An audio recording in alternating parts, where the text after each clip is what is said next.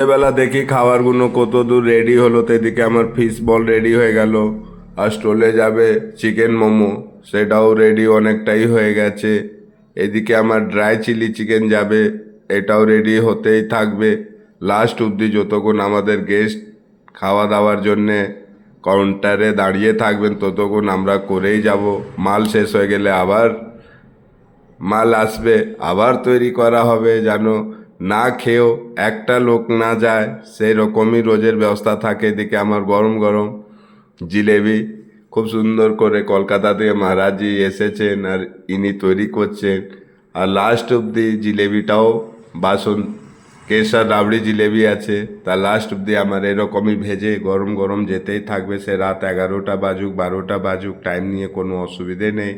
যতক্ষণ গেস্ট ততক্ষণ উনুন জ্বলতেই থাকবে, এটাই আমার কাজ রোজের মতন। তা আজকে পার্কের মধ্যে কাজ আছে, অনেক বড় এরিয়া নিয়ে কাজ হচ্ছে, পুরো রিসর্টের মতন সাজানো হয়েছে চলতা ফিরতাতে। তা সাজানো গোছানো খুব সুন্দর হয়েছে। এরই মধ্যে বহু গেস্ট বহু বহু গেস্ট আছেন। এদিকে গণেশ মহারাজ আমার দোলনা খেয়ে যাচ্ছেন।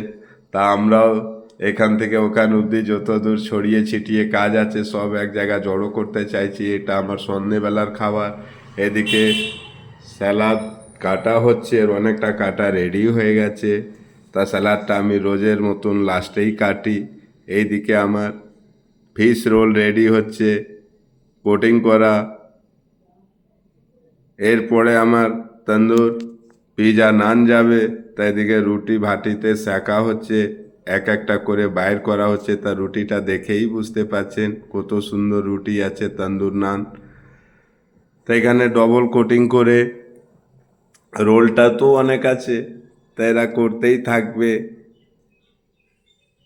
এরই মধ্যে রুটিটা যেন কম না হয়, মেন খাওয়ার টাইমে রুটিটাই কম হয়ে যায়। তাই এক একটা রুটিতে এরকমই সেকে সেকে বাটার লাগিয়ে যাবে।